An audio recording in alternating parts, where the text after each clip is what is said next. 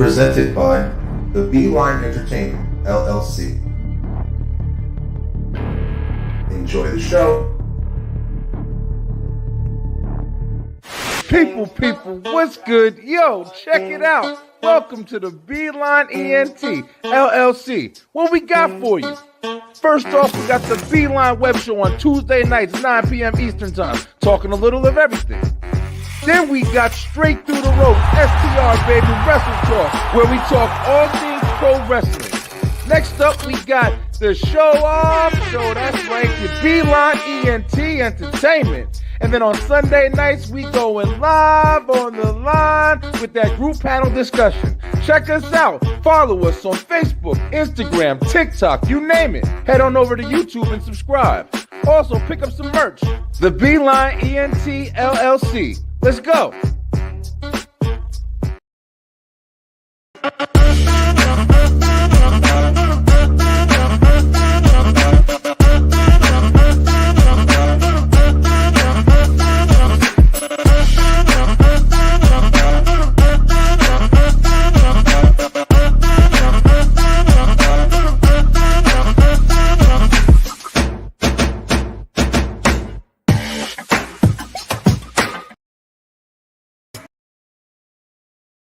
Hey, you out there, if you want energy like this,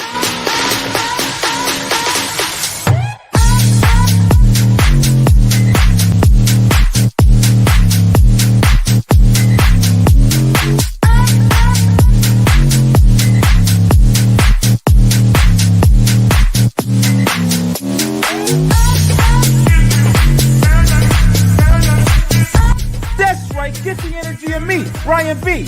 Enter that promo code Brian B NRG and get 10% off your order today. Get more W, get more power.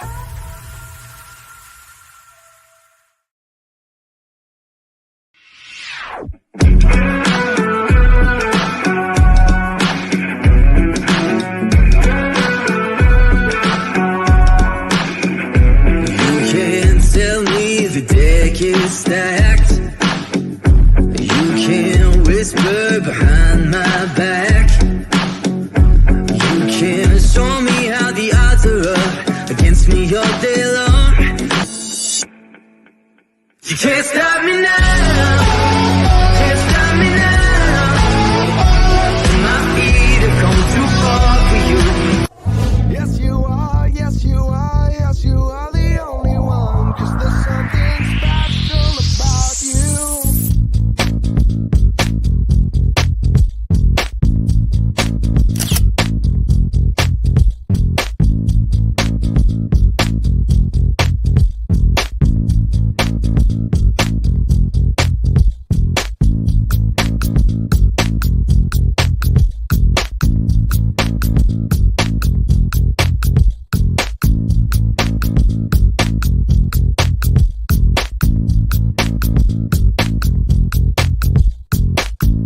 Yes, you are. Yes, you are. Yes, you are the only one. 'Cause there's something special about you.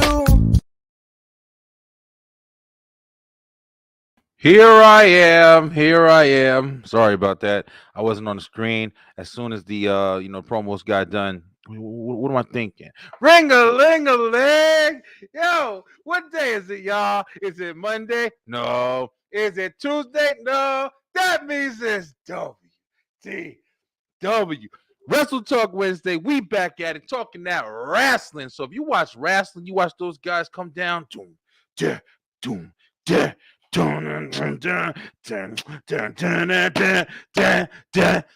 pyro goes off and shit, and people are like, what the fuck is going on? Yo, we talking about it because we love wrestling over here, and this is the first episode of Wrestle Talk Wednesday. That means it's 5 o'clock Eastern time, baby, and that is the commission. We in the building. Look, we got a lot of shit to talk about, a lot of stuff going on in wrestling. Hopefully you guys can hear me good. I've been switching material and switching stuff and moving stuff and doing everything. Y'all know who I am. I can't sit still for 5 minutes. But let me remind you who we be as guys. Ladies and gentlemen, coming to the ring, it's the commission.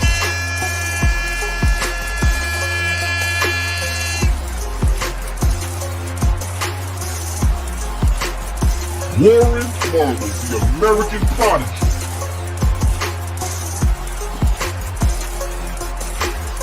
Dre on wheels. Don't lie and act like I'm crazy for saying it. Damn manager knows how to talk about And Brian P. Wait, let me answer. Cody's story was invested in the Bloodline story, which was already a bigger story, and that's why I couldn't get as invested with Cody as maybe I would have if it was something else. Commission Talks.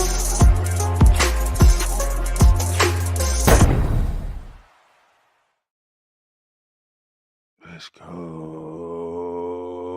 Listen, if you know, you know. This is the Commission Talks on the Line edition with your boy Brian B. That's right, it's going down. If you haven't already, please make sure that you like, share, subscribe, go over to YouTube and do all that stuff so you can keep seeing our videos. We're doing a lot of stuff. And of course, if you want to check out all the videos, or at least the ones that are on the Beeline ENT LLC, you can always go check out the B-Line Entertainment LLC.com, where we have all of our episodes and shows that we do. You can watch every single episode right on the website.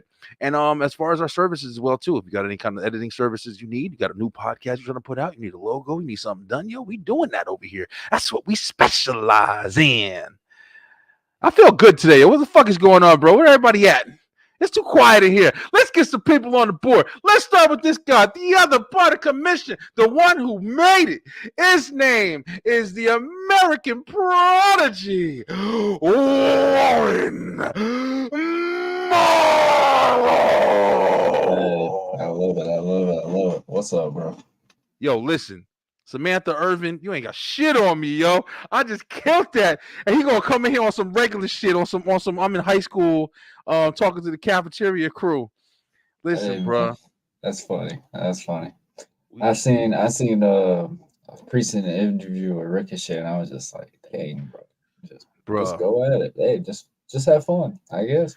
Just screw everything and just shit on it all. There you go. Yeah, man. That's what it seems like they doing now, bro. I don't know if that's like the hot thing to do, but yeah, it's wild out here. What's up? We got Mr. Breon Nichols. What's up, Mr. Breon? Thank you so much. Yeah, you hit me up on Facebook. I appreciate the follow, man. Entrepreneur Podcast is showing love. Appreciate you, bro. We'll check you out. Go check out Mr. Breon Nichols on the board over here. But Warren, what's up, bro? Not much, man. Just work and body's finally healed. Yeah. Kids are running me rampant. But yeah, it's Wednesday. It's Wednesday. It's Wednesday, man. I got a little bit to celebrate. Middle of the week. But yeah, man. We also got Dre on Wheels. The 11:30 podcast. He gonna be up in the building in a minute. So he's a stream man now. Yeah, Dre is fucking killing it, man. Dre is definitely killing it. The live watch alongs, man. If you guys are watching Dre over there at the 11:30 podcast, do the live watch alongs. He does Raw, SmackDown. I think he's going live tonight. I love doing it too. I love the live watch alongs, bro. I'm about to get back into it. I had fun. No lie. You remember how we did the one, me and you, with Survivor Series, and I mean we were learning. That was like a growing terms, whatever. But and then I did the live watch along with the Elimination Chamber, even though it's super early. That was to get up to do it. That's right. I was shocked. People were interacting with me early in the morning and stuff like that. I got that outlook when shout out to my buddy Tino's time, man. That dude is still one of the most consistent live streamers I know. Dude's on YouTube. He grew his YouTube, excelled it just from doing watch alongs. And this guy literally got people to want to watch pro wrestling. He does sports. I mean, good Lord. I said it, man. This dude will watch anything. Movies, sports games, all that. That's the smart shit to do, bro. I was like, and he grew it, man. He grew it. And Devin too. Devin, definitely. Devin's doing the same thing, and and he has game streaming as well. So it's like we got to get you on the show, man. I don't understand how we haven't had you on yet. I don't know how we haven't had you on yet. We got to get you in the building, either on here on STR, one of the two. Christy, you too. Yeah, you said NXT 2300 should be fun. I think it's gonna be amazing tonight. I gotta watch it. I'm definitely gonna check It's that gonna out be tonight as well. I think it's really gonna be like a Hall of Fame for like ECW, and that's I hope something so. like I hope it's something good. I hope it's Yeah, something. I hope it's violent. I hope they wild out. You know, Dawn Marie's gonna be there. They got a whole bunch of people. You know, you got some special people jumping in there. Hope motherfuckers get busted open. That women's 5-on-5, basically Survivor Series match. That's gonna be pretty tight. Yeah, the women's division of NXT is incredible right now, bro. Women, Incredible. CW, they got a good product right now. I'm They not even really gonna do. lie. Yeah, they really do, man. Is that a good time slot? I'm pretty sure they're banking off of it. People are definitely watching. So yeah, I really feel like I'll this be is going like into that it. NXT, like how we talked about Bailey, Charlotte, Sasha, all them when they came off that NXT brand. I mean, dude, they had to get you to watch this product off of a network, off of the WWE network. I remember I didn't even watch NXT until I went to a live event in Jacksonville at the Armory, and I was Mm, just, damn, man, they're really good. And then you find about Finn Balor, you know, you find out Samoa Joe's going there, Bobby Roode's going there. I mean, yeah. so I really like where NXT's going now because NXT did have its growing pain. Like they had a major hit when they put up Finn Balor and all them onto the main roster, but now I feel like not only they're excelling, but they're actually showing back that hey, they can be that third brand. It's not a developmental anymore. This is Yo, their yeah, I agree with that too. But you want to know something? I don't know if I agree with it all the way. That date when Finn Balor and them left, that it was.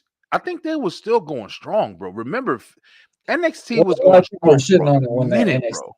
2.0, which it's crazy Yeah, because people made that's a true. reaction just based off of the logo. Like it's Yeah, something new, man. Give it a chance, you know. All right, whatever. We shitting on it, and everybody was just an assumption. Oh, Vince is running it, doing this. oh, It's he like, no, was. it's Shawn Yeah, he Michaels. definitely was. Vince was in charge of that when he was saying he wanted to. At least that was I the don't narrative. know. I don't I think don't he was work paying there, but attention to it. I think Sean said it perfect. He said it was him and Bruce that were running it, and he didn't understand. You know, it's different. It's easy to put a match together, but it's harder to put a whole show together. And I mm, think Sean had his growing pains and seeing what he's doing now, man. He's killing it. yeah. I joke about it, man. He's got the BET version of pro wrestling. Bro, I mean, the thing that I like that wrestling is doing now is they're kind of just call back in the old eras, man, and that's what I love. Like even It's with bringing that nostalgia. yeah, the small things, like when they're about to go to commercial and they hit that slow motion replay, and that's Mhm. back. That's fucking WWF golden era stuff. Like Yeah. they haven't done stuff like that in a long time, but. I do enjoy NXT. I'm getting back into it. It's hard to watch wrestling every single night.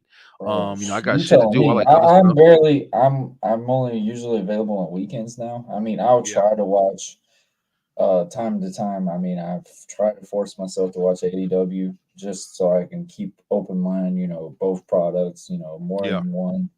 I watch countless independent content because obviously me being an indie guy and Yeah, for stuff like sure. that. So I mean, I can only watch so much.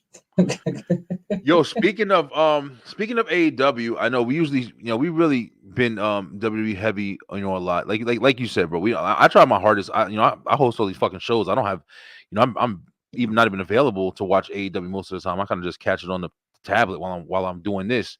But Mhm. I was looking into some stories and stuff that's going on with AEW right now, and of It would course, be some. one of the biggest is, of course, Bobby Lashley and them, bro. The Hurt Business kind of getting a nice revival, and I really, really, really do believe that this is going to be something really good for these guys, yo. You want to know what's like leading me to believe that more than anything, and it ain't fucking MVP or Bobby Lashley, bro. It's Shelton Benjamin, bro. I know we talked about this before, but I just got it because of the closing of I think he Dynamite stands last week. out. He's got something that's different about him, man. I don't know if he's like he Mhm. knows that this is his chance to kind of shine, but he Mhm. just got a different kind of feel to his character and everything, bro. You think he's gonna take the shit and run with it? I would say yes, but obviously, my thing is, and this was one rant I did have about AEW last week. Shelton shouldn't have lost that match to Swerve. Oh hell no! Um, I think he should have went over I too. think that killed the credibility instantly. I get it. Swerve is the big baby face, whatever, but Swerve does not have a title. It would not have hurt Swerve if Shelton won that match. And even if it was a DQ or something, Yeah, keep it should have that been like I would protected. have said that. That was the thing that really pissed me off. Is like TK could have protected this so much because in reality, this is making me want to come back and watch AEW. I'm a huge Shelton Benjamin fan. I Me said too. it all the time. WWE did mess up when they did not do what they needed to do with Shelton. Shelton had great feuds with the shit what he did with Shawn Michaels. We still talk about to this day. And it was a Raw match. It wasn't a pay-per-view match. It was on a Monday Night Raw, and it was just a put-together tournament match. Yeah. And that is a moment that you can never forget. Oh, So it's excellent. like it really is. Devin, you ain't lying. I mean, But that's it's like, what WCW was too. But at the same time, it's like Dev on some real shit. It's cool. You feel me? Everybody can't make it everywhere. But the thing is, if you go over to AEW and you change. become a fucking name, bro, that's Yes. incredible. Look at guys Swerve like- is probably guy Swerve is probably like the best AJ example, Francis. AJ Francis right now. Him He's too. not on AEW or whatever. He's making more radars than the guys that are going to AEW, in my opinion. Dude's on social media, on everything, on every little thing. Guys like he's Matt a star, bro. Cardona. I don't care what nobody says. He's a star. He's got Guys charisma. Matt He's got Cardona. potential. I mean, damn, even the little model guys. I mean, if they can sit there and promote themselves and change something, like I'm happy that Ricochet's in AEW. I want something different. I don't want just a Ricochet that can do anything in the match. Fucking show credibility, man. If you're gonna be on social media and you want to talk about F this or whatever, bro, prove somebody wrong. Yeah, Go and be a character. I don't like him, bro. I don't like Ricochet. Really, and that's the he got a shitty personality. It seems like I don't know, bro. Like this is the thing. The conversation between Ricochet and his situation that happened in WWE. I just don't know what people expect. I don't know what people expect. How people are feeling about a certain thing that happened last night. They feel like, oh, it was one way, and then boom. If it doesn't happen their way, it's always someone else's fault. They don't want to blame it on their end. Well, Dev, like we were just saying, bro, Swerve for sure. Swerve is XWE. Remember, he was in Hit the Hit Row, whatever. Swerve, Ambrose. Swerve, yeah, Mox for sure. I mean, you pretty much be real. Fucking Cody and Jericho. Them motherfuckers all ex-WWE. I'm sorry, Cody made AEW. Yeah. Cody made storylines in AEW. Cody made a lot of things that you don't see in AEW anymore, and that's what. Disagree. Listen, bro, I don't know. I mean, Dev, I love it. To call anybody else. Dev, hit me up. We're gonna get you on. We'll get. Shit, I'll send you the link right now. Dev, you ain't doing shit. I'll send you the link right now. But if you have there's some people, man. You definitely can do it. Now, what I don't agree with is guys like Orange Cassidy, fucking Darby Allin. Don't even get me started. Exactly. See, I'm gonna go in. Adam Cole, yeah, Eddie. I hate the Eddie Game Changer. I don't even fucking remember his last name now. I don't even know the fucking Game Changer at all. The Eddie guy, I can't stand him. I think he's a homeless brawler or whatever they go with him. Everybody sits there and so high praise on him. Oh, Eddie Kingston. Like, yeah, fucking boring. Like, and I know a lot of people got mad at what Cody said on a podcast about guys need to go to the gym. I'm fully a big advocate on that. I tell people all the time that are they elevating AEW? I mean, no, not anymore. Yeah, no. I can't. When TK went on a press conference and talked about there's no such thing as long-term storytelling, I gave hope. I gave up hope with them. I mean, you tell me you can't put a 2 to 3 week storyline together. Like, come on, man. Like, the only person that really will make you want to watch it in reality was Swerve and MJF. But I feel like MJF has lost a lot of credibility. Tony Storm did her thing too. Tony Storm did her thing. Tony Storm is one of the only characters that's been in that business for the longest time. Now, you hate this guy. I'm not a big fan of him either. Orange Cassidy. But he's a big character. Nah, Orange Candy's fucking garbage. But I'm saying he's a character. All right, bro. So okay, so Dev, because you had forward on this shit. So you're saying, so basically what you're trying to say is hey, Warren, we arguing with the comments and shit. That's Where the the best fuck part y'all at? about it. That's the best Hey, part listen, about all right, it. yeah, okay, Dev, I get you. So you're basically saying name somebody who's from AEW that's not ex WWE that's making any kind of name. Yeah, I you're right. If you're saying it like that, somebody who never came from WWE before, I mean, think that's what you're in saying. their mind, they think Will Ospreay. Nah, get In the their fuck out of mind, here. they Not even think Will close. Ospreay. Not even fucking close, bro. Um, Will Ospreay and them, you know what they are? You know, I was thinking about this shoot. Ricochet too. They're I don't want to say circus acts because I'm not trying to be rude. I'm just trying to like compare it. They're what's that shit called? They're gimmick acts. Like it's the whole thing with them dancing in the ring when they do the whole flip for flip. It's pretty, right? It's like, you know what I'm saying? It's it like makes no some sense. dancers in the fucking water with their legs going up and down and stuff. It's nice. It's skillful. It's very talented. You know what I'm saying? But at the end of the day, the people who are watching wrestling to see that shit, I just don't understand how you can say, "Oh, that's a fucking 5-star." I'm bored of shit. I'm just watching you flip back and Especially forth if you see that continuously the whole continuously. the whole They had card. Yo, Warren, they had one tape they did. I saw a TikTok where they had a side-by-side play where it was the same fucking, like, you know, basically the same kind of choreography for the match between Ospreay and Ricochet or whatever. And they couldn't wait to get this guy over here to do the same shit.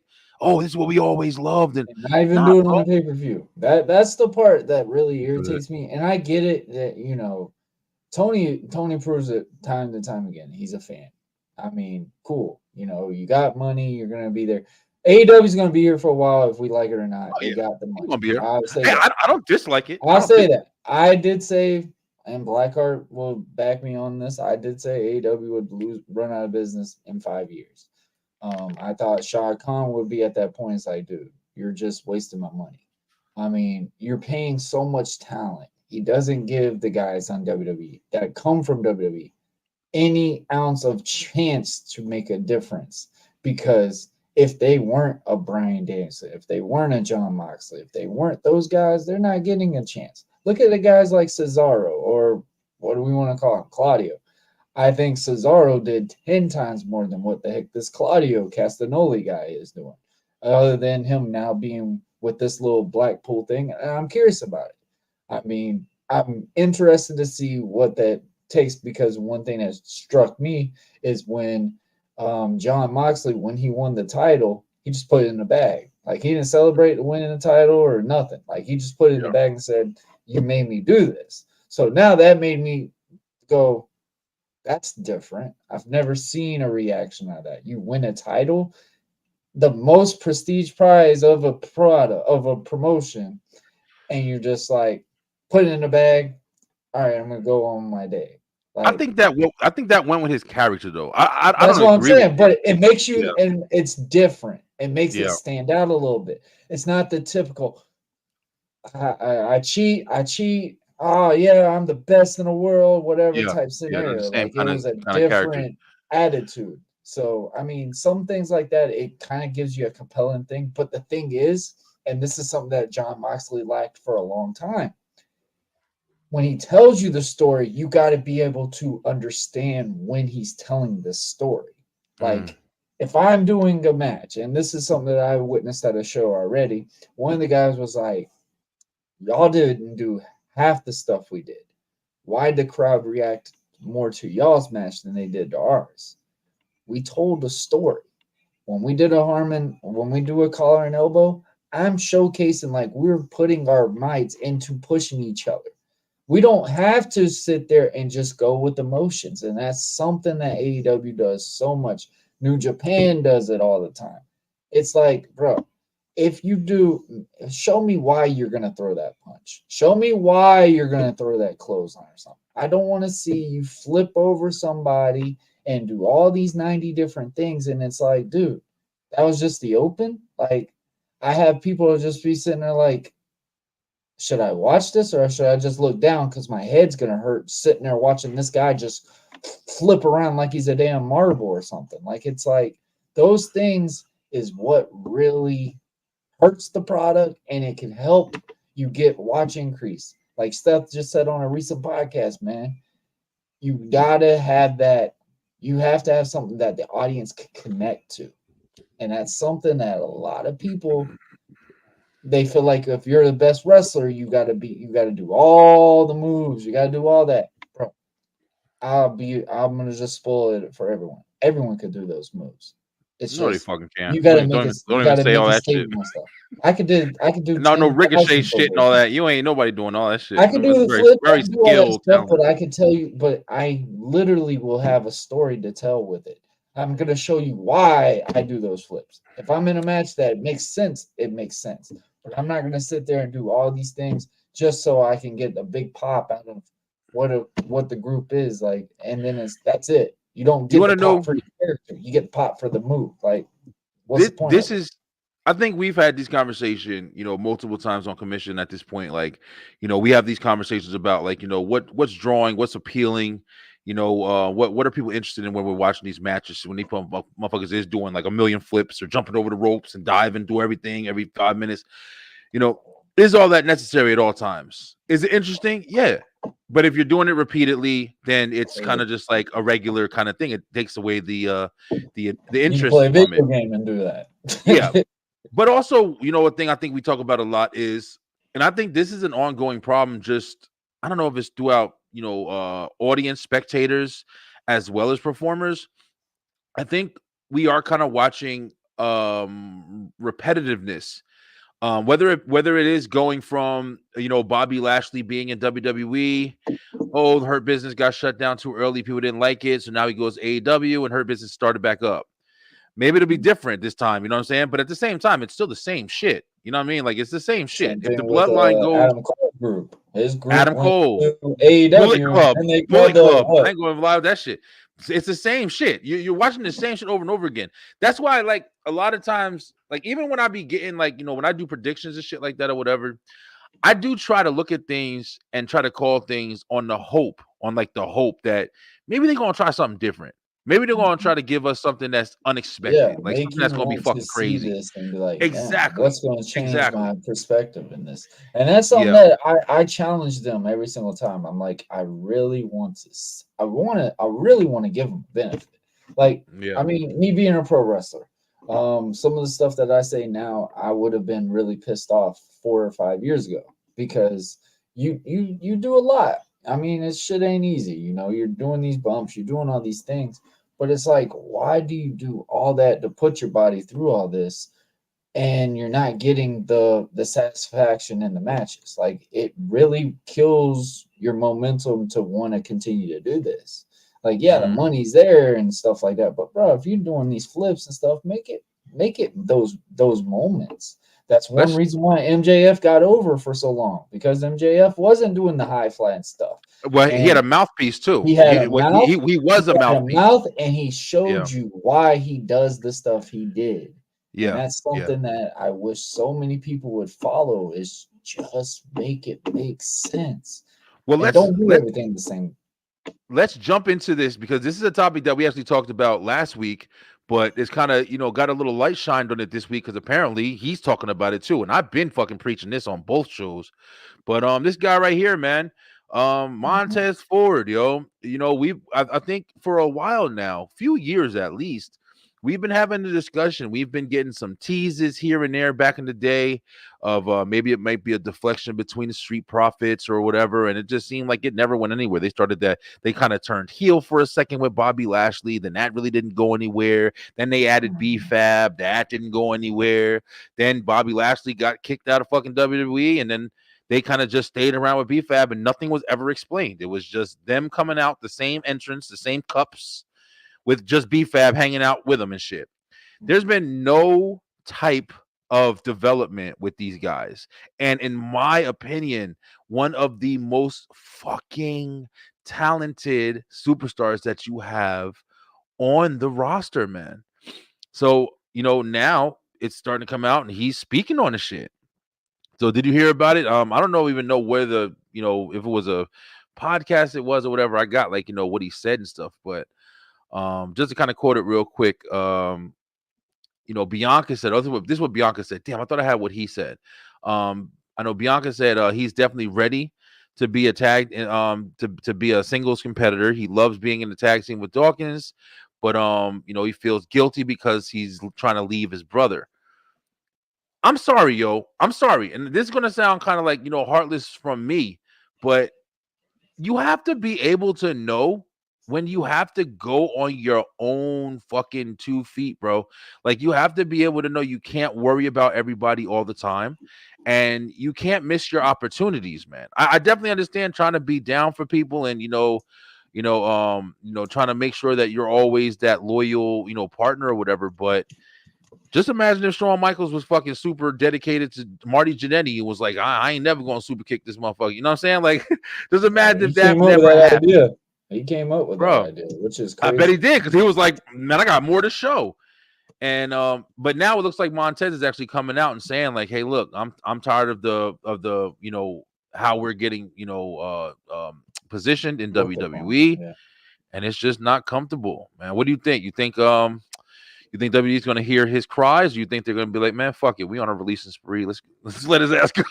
I don't know, man. I think it's either he might be possibly saying, hey, enough is enough. But I think it's probably in the storyline. I think Triple H is like, hey, man, show me what you can do. People have been saying that, show me what you could do. And that's something I've noticed with the roster now, man. When you look at the momentum, like, just everyone in the locker room, it's a different feel when you watch WWE now. Like, yeah, it is. Who would ever thought, man? Like, since WrestleMania, and this part, every year it used to be the same. After WrestleMania, ratings dropped, insanely dropped, because that's all you watched. You watched the build to WrestleMania. WrestleMania was what you wanted. Okay, now you're gonna wait until SummerSlam. Now you're gonna wait until Survivor Series. Then you're gonna probably ease back in the Rumble, and then you're gonna be head on to watch it at WrestleMania again, because that's just a routine thing that we've done. They have sold out every single show. They have drawn higher ratings when it comes to the PLEs or pay-per-view buy rates, whatever we want to talk about. Every single show. You're talking about a storyline every single show. You've got something that's going around, and you could tell that locker room just feels it differently. Yeah. I think it is time for Montez. I think it's time for him to get that standout. I've seen Dawkins train outside over in the new Heart Dungeon in Tampa. Shout out to Natty and TJ. They do a phenomenal job with their things. And I've said it constantly, Dawkins could go on his own. Now, is there been like a little probably ease back and forth? Like, hey, can they really excel by themselves? Montez, we know he could. Dawkins was the one he could. Dawkins was the one where they were just like, we want to keep him. And I feel like that's where that thing is. And I think Montez, and that's understood. Like, if you've been with someone for such a long time, it does have that back and forth, something like feel like a betrayal type of stuff.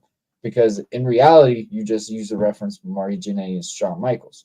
Marty Jannetty is still bitter about that, regarding what of course he is.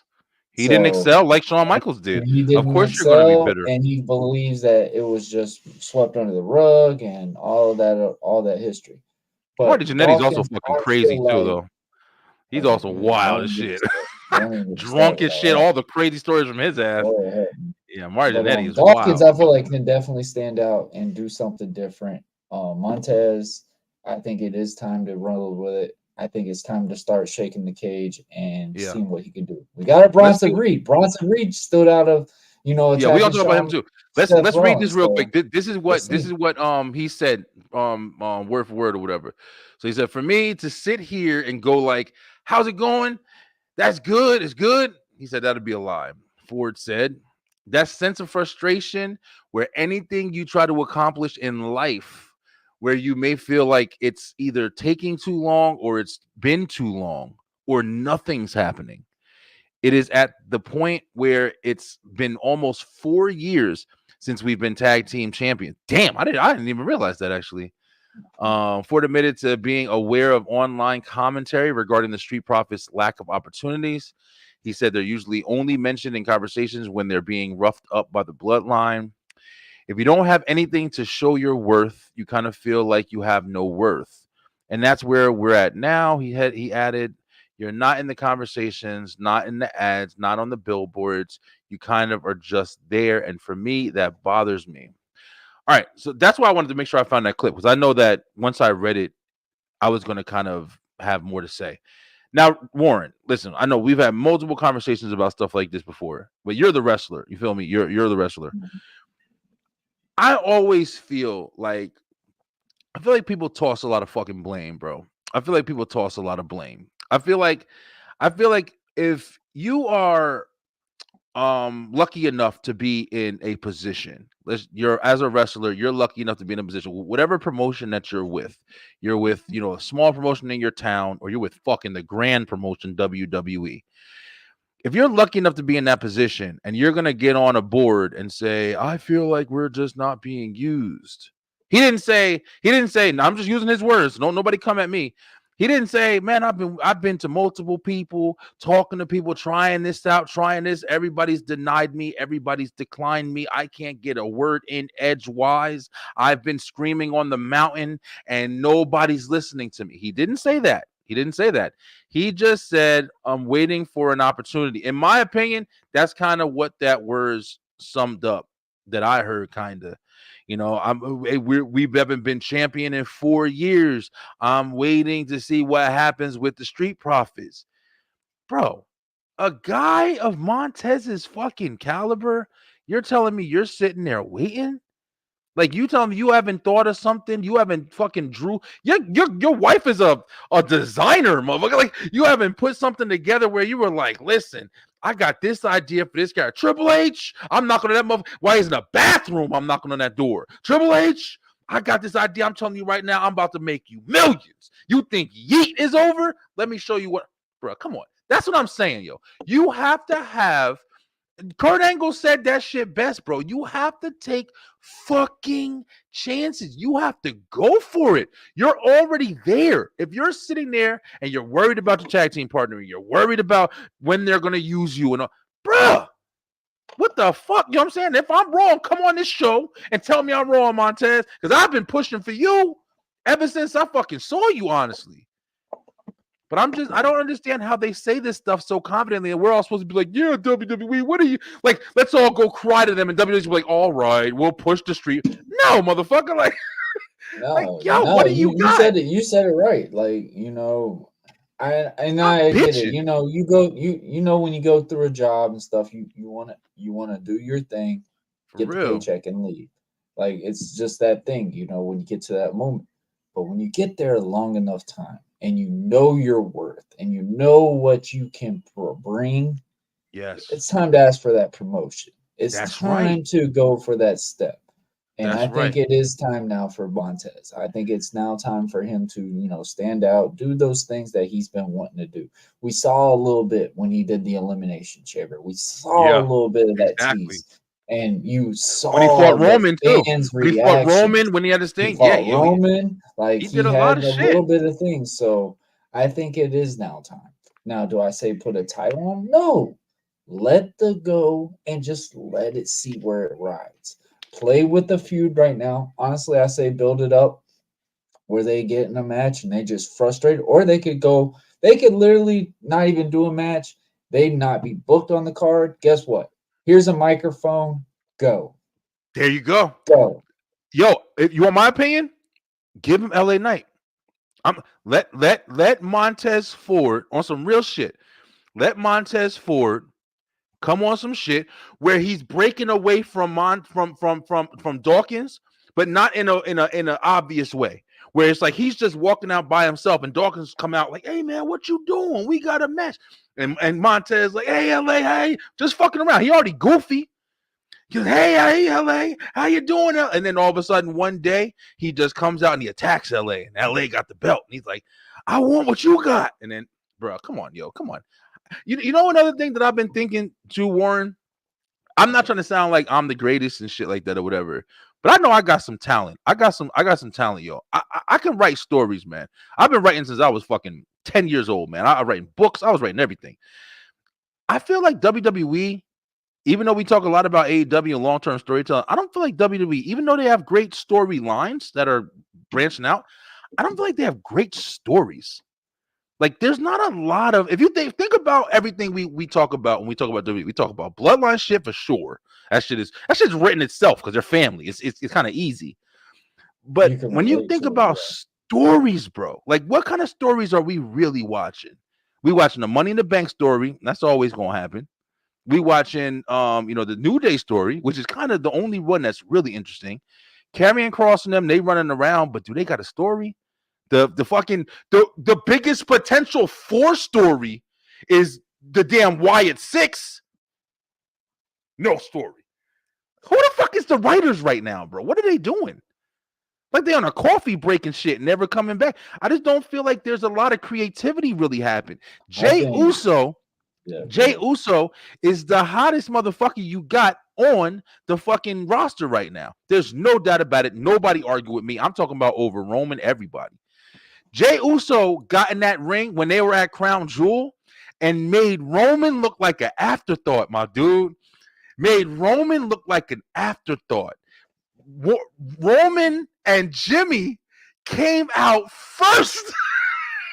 You know why? Hey, Warren, you know why? Because they said there's no way we're going to Saudi Arabia and not letting the crowd yeet.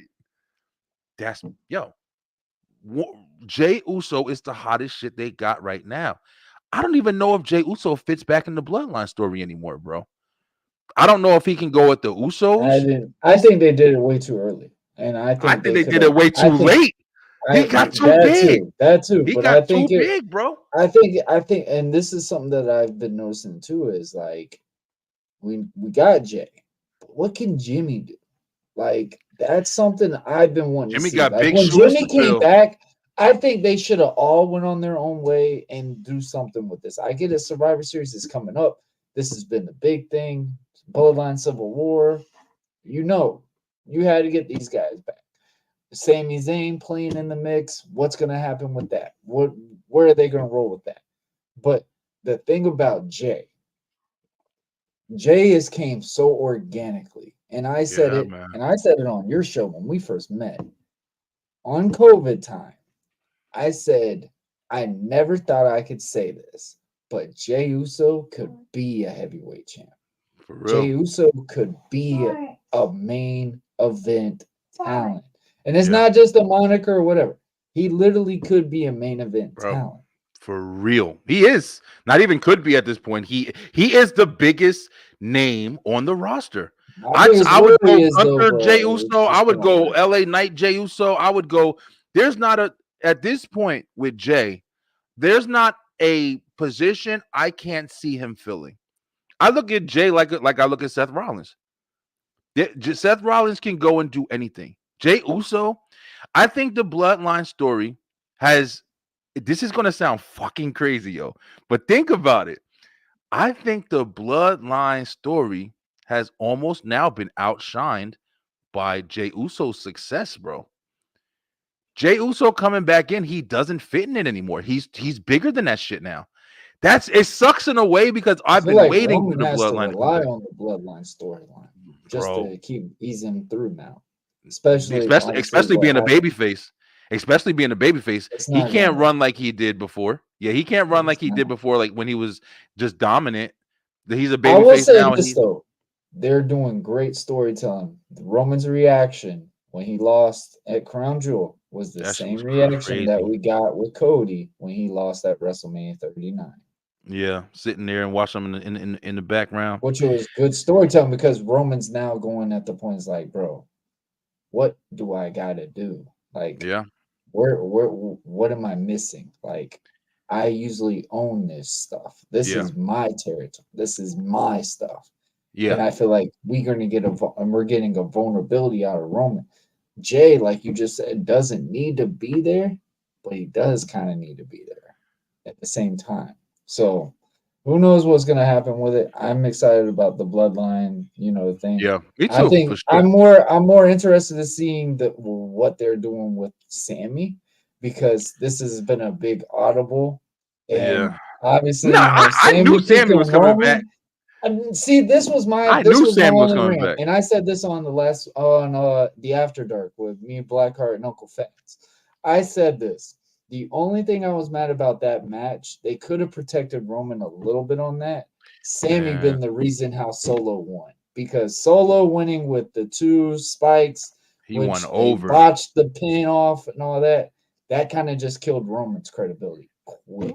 But Warren, you want to know something? Just to go against, I'm not sure what they said when you said that, but like you said, the storytelling is well, because you can still paint the picture that you saw, even though the bloodline was back together, there was a lot of deflection. It was a lot of not working, no cohesive unit at all. So it's like, even though they were together, you got Roman, you can play it off like, man, this shit just don't feel right. I'm over here trying to be something I'm not. I'm supposed to be the tribal chief. And look, I'm taking falls from Solo. They could, if Solo what I don't think is beat gonna- nobody either, so that's I'm even the telling you. crazier part. I'm telling you, for real. But at the same time, it's like they can take this and magnify it and make it, because you saw Jimmy, Jay went to go, and Roman reached his hand out, was like, no, come on, I'm telling you what to do. And Jay was like, no, you don't tell me what to do no more.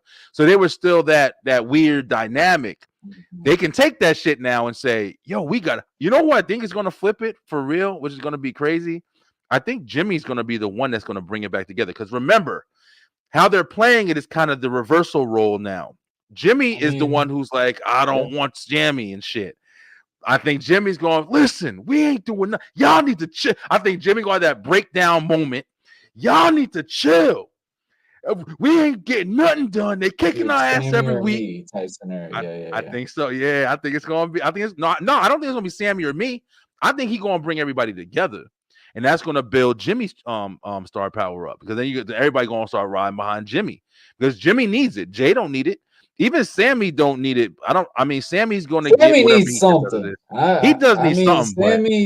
Sammy's kind of like what we just said with Montez.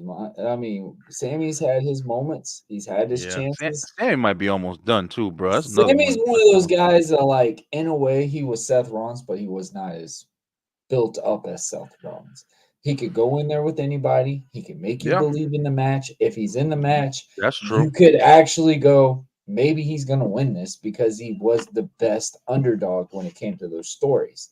Now, when you go into seeing everything that Sammy's done in the past, his characters have been outrageously good, because he made you believe on a conspiracy gift. I said that was one of my favorite ones of them, because he gave something very different. He had that whole conspiracy thing. He got you over. He got all those little storylines over. Now, I think that is going to be Jay's kryptonite, is Sammy, because Sammy was the one, when it was all said and done, was always there for Jay. And I think the only reason why Jay did the match in Crown Jewel was because Sammy. Oh, I felt betrayed. Why is Sammy talking to Solo? What's going on with that? Like, there could be something with that transition. But I do like that thing with Jimmy, because Jimmy needs something. He needs something. Jimmy right now, I was kind of upset, because if Jimmy would return, I wanted Jimmy to stand on his own. You're like, hey, I'm going to ease away from this. Just like how Jay did. They did a whole run where Jay goes, hey, they're there. I'm here. I'm going to make something of me. I'm going to do all I can to make me matter. Me be the one out of the twins that people are going to go, that's Jey Uso. Not, which one are you? And they told that story for a long time, but I don't see that with Jimmy. Jimmy, we knew just based off of a reality show. We didn't know him based off of his movie, The Schmooze or whatever. We knew him because he was Naomi's husband. So it's like, seeing all these things now, I mean, it's going to be a refresher. I really hope Jimmy does get to be one of the ones. I definitely believe Jimmy can. You can tell he's got it. He's got it for sure. Bro, he's funny as hell. He can do all these things. You see him on these TV shows. You see what he does on the, like, you could tell even when he's on a microphone. There's a big difference between Jimmy and Jay on a microphone. Jimmy's more the presented guy, and he could be a credible guy. Jay, even though as over as you're saying, Jay is very limited on what he says on the mic. Listen, okay, now I'm disagreeing. Bro, every time you say something, yeet. Every time you say something, it's over. Why would he not do it? it? Over, but what I'm saying is, What's going to happen when that yeet starts wearing down? Is he going to be able to flumble and go, okay, I can go more with this? That's something I see that Jimmy does have a more expansion with, was on the microphone. I think Jay Uso. Two things. The one big thing about Jimmy, unfortunately, is remember both big times that Jay got his push was when Jimmy was injured. Jimmy got injured. Jimmy was injured for pretty much damn near most of this year. Like, he's been out for a lot of it. Well, yeah, somewhat. I guess it's not. I'm probably exaggerating a little bit, but Jimmy was getting injured. Mania, right? Yeah, since about Mania or a little bit after when Solo brought in Tama Tonga, that's when they took Jimmy out. Right. Yeah. So maybe like a month after. But at the same time, it's like Jimmy had a lot of away time, and then Jay was just able to shine. Like you said, nobody ever was really paying attention to Jay too much because he wasn't really putting a lot to it like that. Like still the Usos promos were fucking incredible, bro. The penitentiary promos, all that, they were incredible.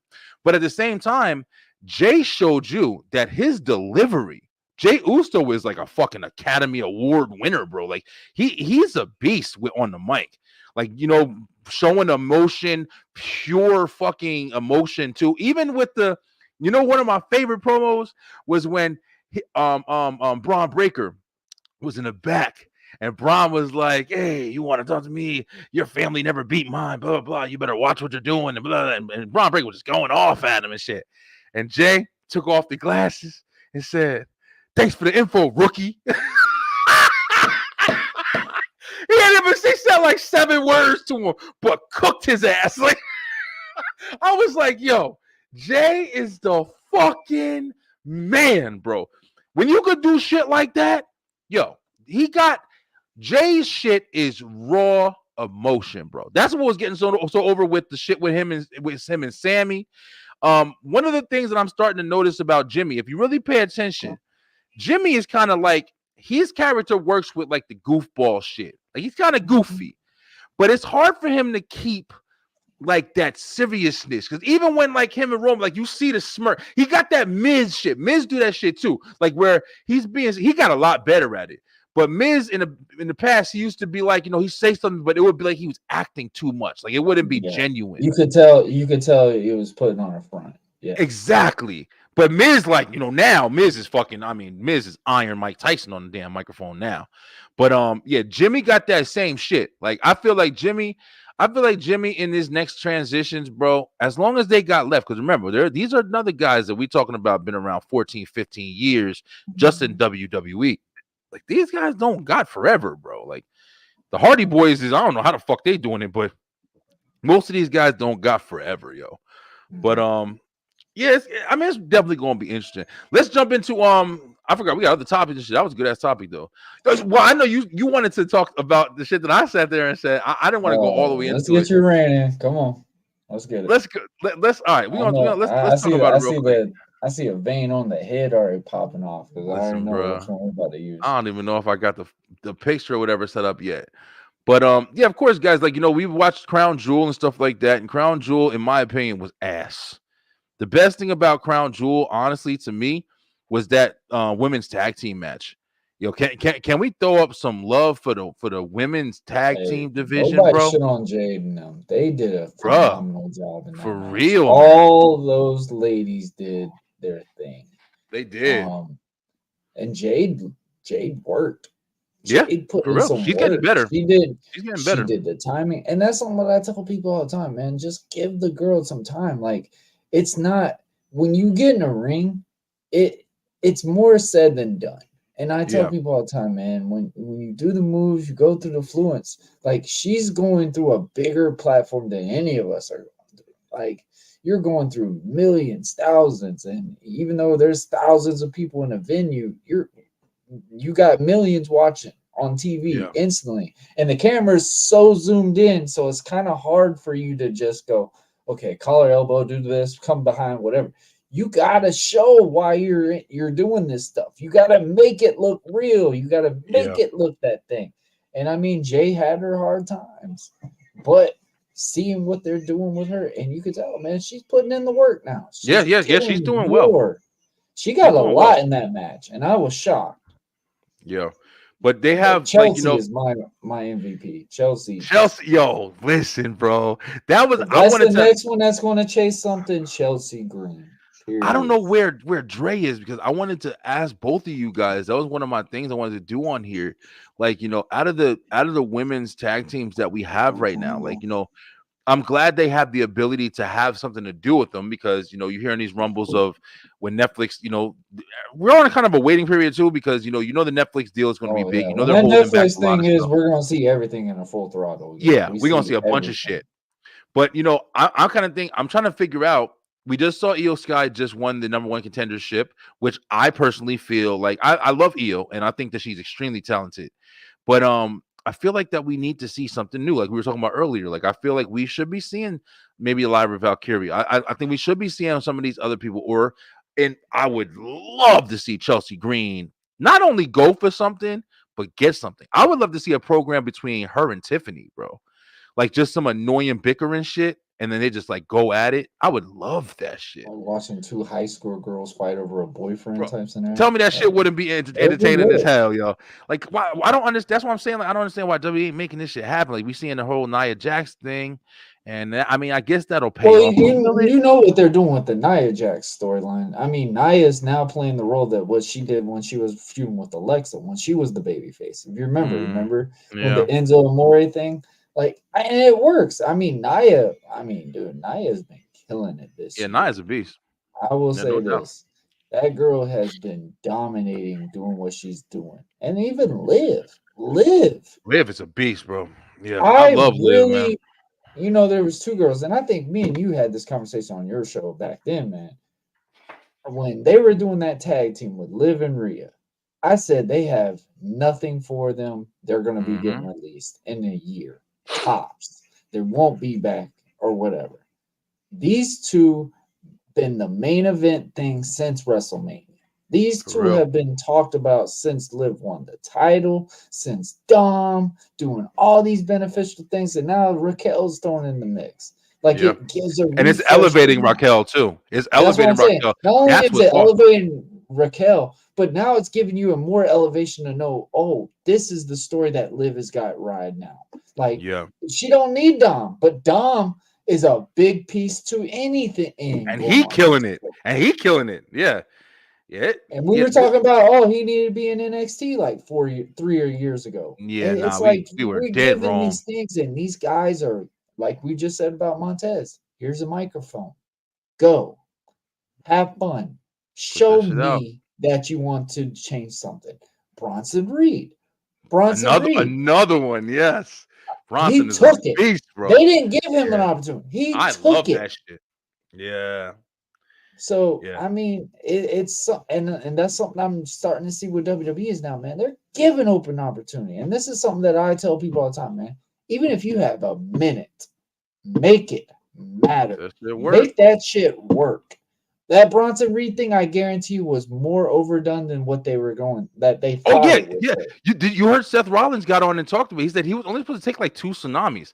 He was only supposed to do like 2. He did it like 6 times, and he just went with it.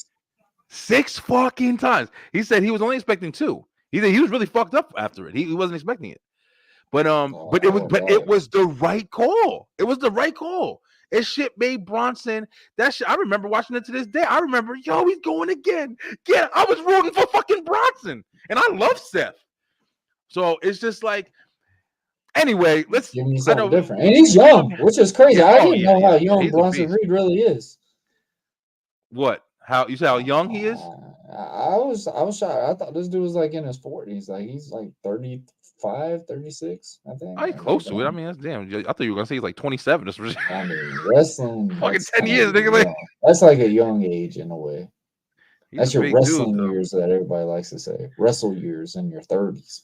All right, Commissioner. Let's make Warren mad over here. All right, here we go. All right, so here we go. This is my rant.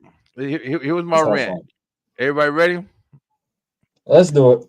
Oh, look at his face. Look at his smile. Don't you just hate him already? I want to punch him in the Remember when Iron Man was like, I just want to punch you in your perfect teeth. The Captain.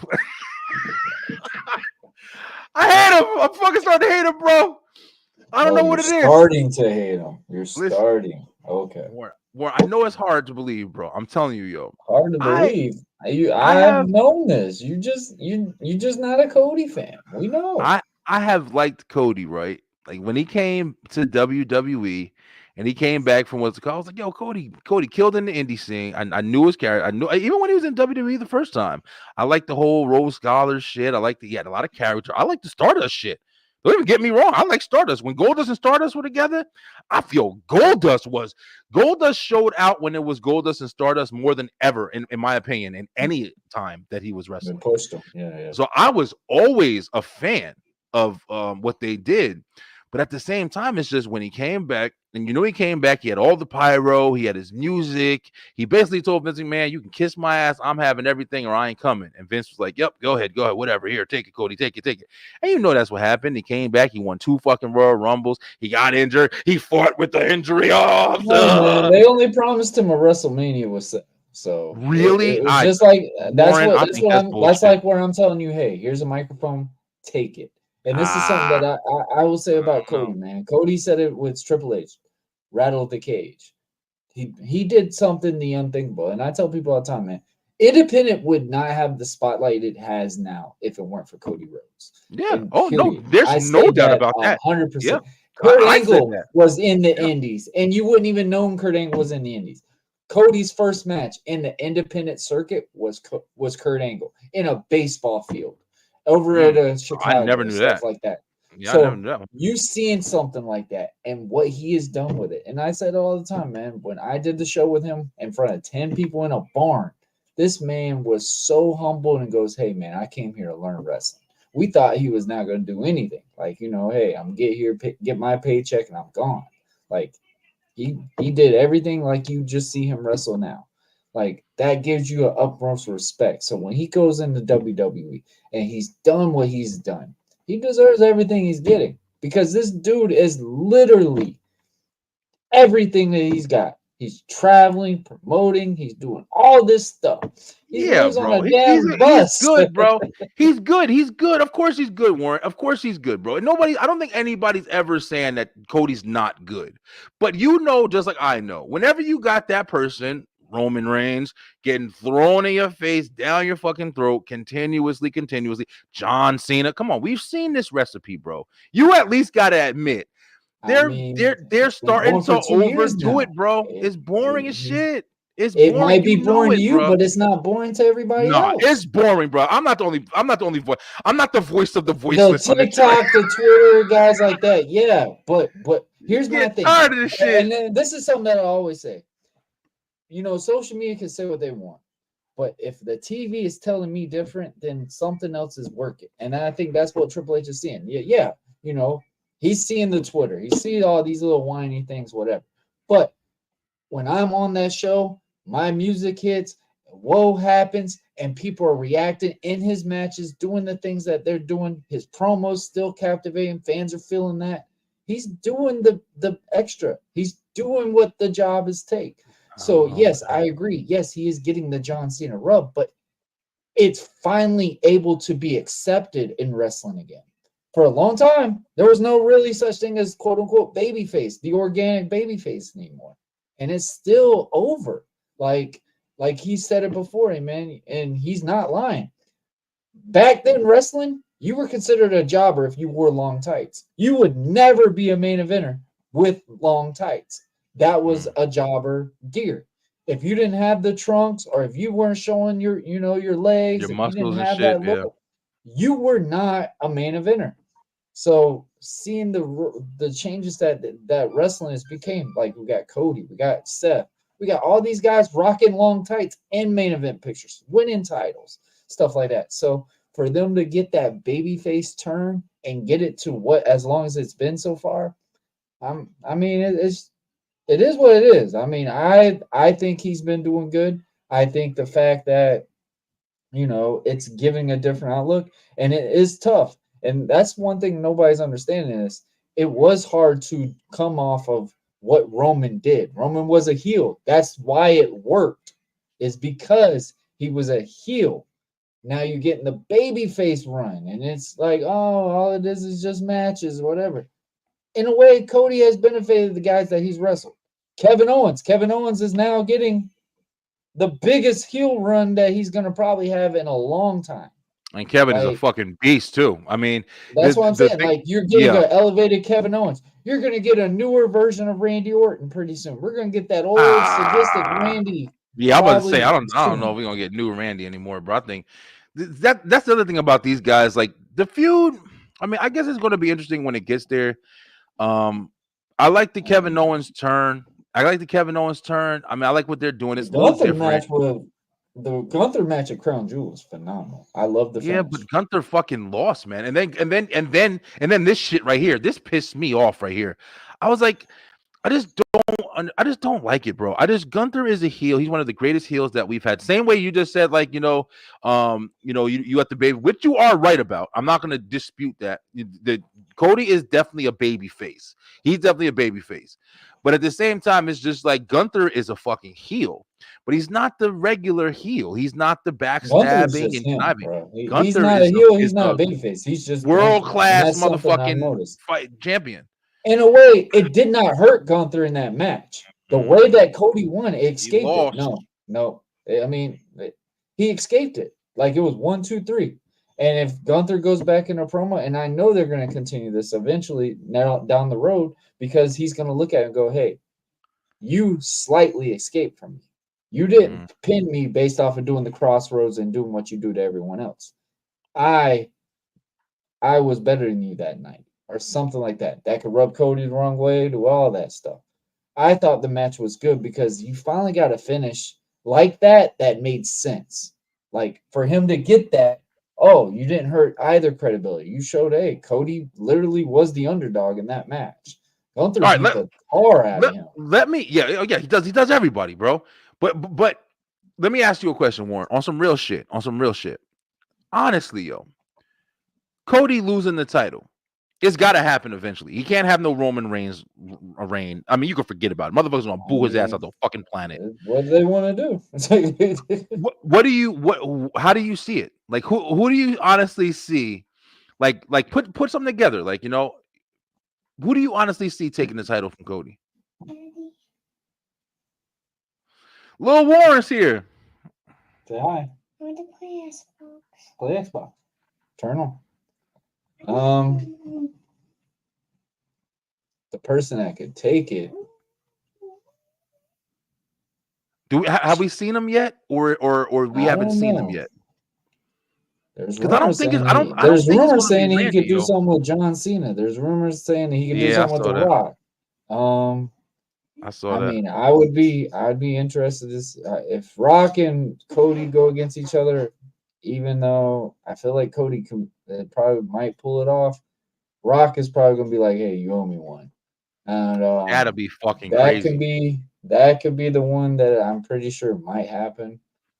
And then let Roman get that shit back at Mania. I don't see Roman getting the title back. That's just I don't see Roman getting the title back either. Because anybody who's had a long title reign in a way that would tarnish the 3 years that he was the champ. Because now it's like, I don't think he needs you're going to over-excel and you're going to have way too over expectations going, oh, Roman, you got to have it forever now. You got to do this. You got to do that. So it's like, I don't see Roman getting the title back. Now, will he be in the picture or something like that? Yes, but he doesn't need to win. I think Roman shit is going to end at the tribal chief status. I think Roman's going to have the send off after he beats The Rock, and it's the tribal chief thing. And I think we're going to see a lot less of Roman Reigns, yo. To be honest with you. But if you're saying Rock, man, listen. I personally, I don't see Cody. I don't see Cody. Cody's in it. Cody's the champion.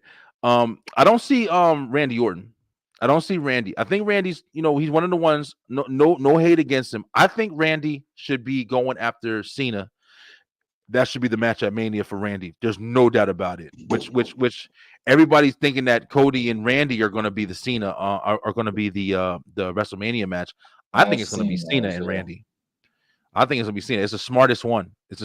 His last Mania, that's got to be Randy, bro. He's the only one active that still has one of the greatest feuds. I mean, if they really are going to push that Rock and Roman thing, or Punk, I forgot about that too. Punk. That's the one I think they're really waiting on is when Cena and Punk really gets that. because in a way, I think that those two can intertwine really well, Punk and Cody. Yeah, oh And yeah. I think those are the ones that they were wanting to roll with. You know, No, not obviously- Punk and Cody. I mean, the hell, fuck no, that's horrible. You would Punk take the belt from Cody? I'm not a Punk fan. I'm just saying. No, I I'm know saying Punk and the way Cena. that they're paying Punk. Turn that down. Punk and Cena, I can see taking a Mania spot and it being huge. Punk and Cena or Punk and Randy. It's got to be out of those two options. If it's Cena and Cody, that fucking don't even make no sense. I But honestly, call out if they match? do something, I mean, obviously it'll be a while. Could be Braun Breaker. Ugh, that's horrible too, bro. You don't like Braun Breaker being the champ? Not going after Cody. That story would be, I don't know. It just wouldn't be there. I mean, if they really made LA Knight go batshit crazy as a heel, I could see him. I couldn't even see that happening. I mean, that's why I feel like that's why you don't get Cody match wise every week, is because they want to grow those talents to get you to go, okay, they could really roll with this guy. They could really do this. And like I said, man, we're gonna really see a lot more when it comes to that Netflix thing. What's gonna happen with all that? I think it yeah, needs to I be think heel. Raw- I think heel Cody is what needs to happen. I think heel Cody and I don't we're see kind that of on the happening cusp for of it. Raw. I could see We're it. on the I cusp mean, of it, bro. he's even acknowledged it before too. He said, Yeah. you know, if it's got to be showcased or whatever, that's not out of the options. And Bro, that's I think something that would be the smartest option if But they is he if they really have a him have heel the belt. if people are wanting it? That's the problem. Yes, Is he it's really how a you heel? do it. Look at The Rock.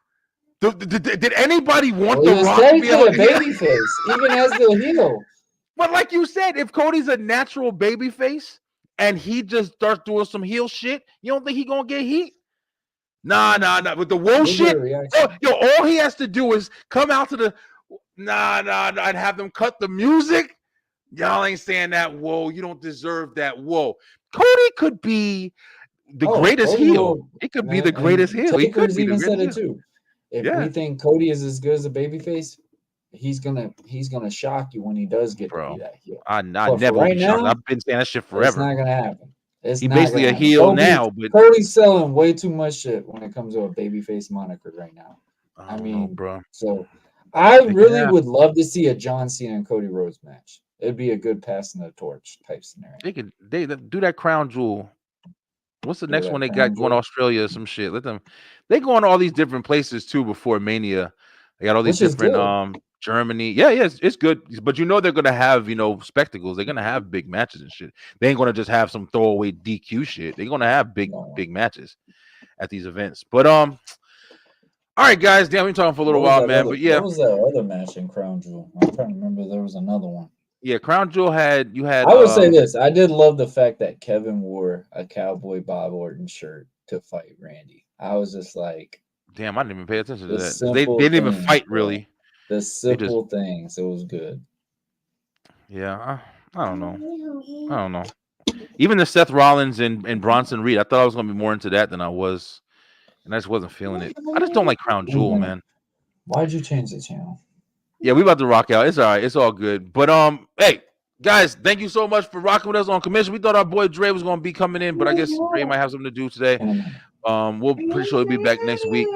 And we're gonna be rocking and rolling. As you can see, Warren's daddy over there, daddy daycare. Dad rant of the week. Let's do a dad rant real quick. Oh, bro. Listen, it's been right now. Come on. It's been a rough week over here at the Brian B house. Now we going through some family stuff, whatever, but we're together. You know what I'm saying? We definitely working through it. You know what? One thing I want to say positive, no matter how bad you think things are or getting or whatever in any way, sometimes you do need some really rough shit to happen to kind of just bring you down and say, damn, man, maybe all right. I know I talked to my kids today. My kids have been your kids shit. My son accidentally I ain't gonna say it. I ain't gonna fucking say it online. We've having some crazy shit going on over here. But they came home from school today and I brought them in the room and I was like, yo, listen, everybody, don't worry about being punished. I took away everything. I said, fuck it, don't worry about being punished no more. We're gonna start fresh. And we gave everybody a fresh start. Let everybody try to rekindle everything. So sometimes you just need to just start over, man. Because everybody just You know, especially when shit starts getting too bad. Don't let that shit build on, keep building. Just start fresh, man. You always got that option. Just start fresh. But that's the dad rant from me. Here's Dre's dad rant. You ready? Next time I'll be here. Well, it's usually my issue, so hey, he can get one. He can get one. Yeah, you good. But yeah, man, dad rant. I mean, bro, that's really a song spoken right there. Sometimes you do have to have something really bad happen to make a realization of what's going on. Yeah. I got to witness that recently. You know, obviously with my son, he doesn't live with us. Yeah. My daughter, I'm living vicariously through her compared to me having 2 kids. I'm really a new dad when it comes to with her. So we just got her to do her first dance class and stuff like that. And it's just crazy to see that transition. Like, you know, nobody wants to watch that crap, you know, ballerina tap in, tap out. But it is a moment. It's like, wow, that's the first. Like when we go back and when the future hits and when she goes to get married or something, you're gonna be like, I remember her taking those steps at that dance or something like that. And that's something that's been hitting me for a while because, you know, with my son, I don't get to see that. I don't get to have that moment, you know, even with Halloween that just happened. We called him. He's like, hey, how would trick or treat go? Dad, I'm at Walmart. I want to see toys. I'll call you back. And that's something that I'm having to get used to now is Matthew's getting to that age where it's like, Dad, it's not cool to be on the phone all the time anymore. Oh, yeah, man. That one's hurting me because it's like, I don't see him more than 5 times a year. Yeah. That's something's been like, and I think he's gotten that realization now where it's like, Dad, I'm only seeing you through a phone. When you're here, when we're here, we can have those long talks. We can have those times. But we're on the phone. Hey, Dad. Click. And that's something that's been like, it's been tough at times. Especially with my sister. I met with my daughter and stuff. She wants to talk to her brother, and it's not that cool to be on the phone anymore. And that one's been the tough cookie for sure. Yeah, man. When these kids grow up, man, it's a different side. It's like we're like a coat. Like they'll wear it temporary, and then it's like, all right, thank you. It's And true. we didn't think that. Like when they'll come back. They'll come back though. Oh, they come back. Oh yeah, they're gonna be forever. Yeah, I know they come back. We know that one. But you know, but when those moments, because you shrug it. Like I joke about it. Like, man, when you went from high school, like your last day, that your teacher looks at you and go, look at everyone. This will be the last time you're in the room with everyone. Yeah. And you laugh about it. You shrug it off and stuff like that. They were really speaking of knowledge. 20 you don't years realize it until like 5 to 6 years. And like, damn, man, such and such is not here no more. Such and such moved out. Such and such is on making movies or doing stuff like that. And it's like those things are really the key moments that you want to take back. Some of those things that don't look like they matter or whatever are the ones that really do matter. And that's something I've been getting a realization real big lately about. Yeah, bro. Listen, it's the time, man. I've had a couple shows that I've talked about that same thing. Just kind of just like, you know, just paying more attention to life and its tent poles and different shit that happens. And yeah, it's definitely part of it, man. We're just that's getting like older. My last wrestling match, man. My daughter got to witness me wrestle and win. Like that was something that she's not got to really see. She's only seen videos of me wrestle. Yeah. To actually be there and get interacted, the USA chant, doing all that thing, like that's what I love about doing this. Oh yeah. It's not for me to do all these things. Like that's what I love now. Is like I'm doing this for my kids, man. I want them to see this. My daughter, that was her first time. She's only seen everything on YouTube. So for her to actually get to see it and me hold her up, that was what solidified that night for me. Didn't care if I won or whatever. Awesome. Me holding her, raising the hand up, doing stuff like that, that's what mattered to me.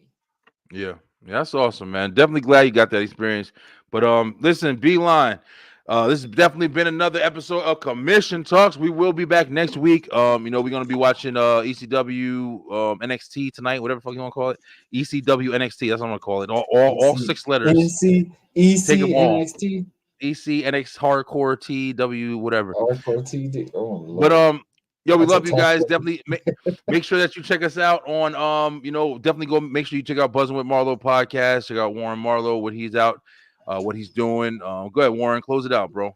Yeah, man, we got a new episode Saturday. We got a live episode with my boy Jay Lyric. He's coming back. He's got a big upcoming concert coming up in December. We're going to promote that. We're going to talk about all the things that he's been going through lately, excelling with, the music, all the pressure that's been going on, being into that spotlight that he's been. So definitely tune into that. Our boy Dre, I know he wasn't on the night, but he'll be on his live stream watching the NXT ECW event. So make sure y'all go and check that out. Sure. You could also follow me at Buzzing with Marlo. Follow me on American Prodigy, stuff like that. I'm part of the OTTR mob. We've got a live episode 10 o'clock Eastern time, last week of wrestling, the After Dark on Sundays. It'll be one or the other. But yeah, man, we're back. Commission. And we always say, man, watch wrestling that you like. Don't watch wrestling what people tell you to watch. Watch what you like. That's all you need enjoy to it, man. And talk about it. Don't be scared to talk about it either, because everybody wants to try to act like you I always don't tell know. Brian, what do you want to talk about? And then he gets mad Nah, every time. yeah, Every I time. completely say He gets nothing. mad. He gets mad every time. No, what I say is what? Say that shit forever. So what do you want to talk about? Listen, Yeah, guys, fuck definitely yeah. make sure you go ahead and like, share, subscribe, and do all that good stuff on YouTube. And of course, check out the B-Line Entertainment LLC.com, where you can check out all the shows that we have on the website. We will be back tomorrow night with the entertainment show. We are going full throttle, all 4 shows until the end of the year. Ooh, it's gonna be hard. But we're going to be back with all 4 shows every week until the end of the year. And then, of course, Sunday, we will be back with Live on the Line. And from me, Brian B. and Warren Marlo, the American Prodigy. We are out. So stay true, stay positive, pay attention, baby. And I hope you guys have a great rest of your week. I'm out.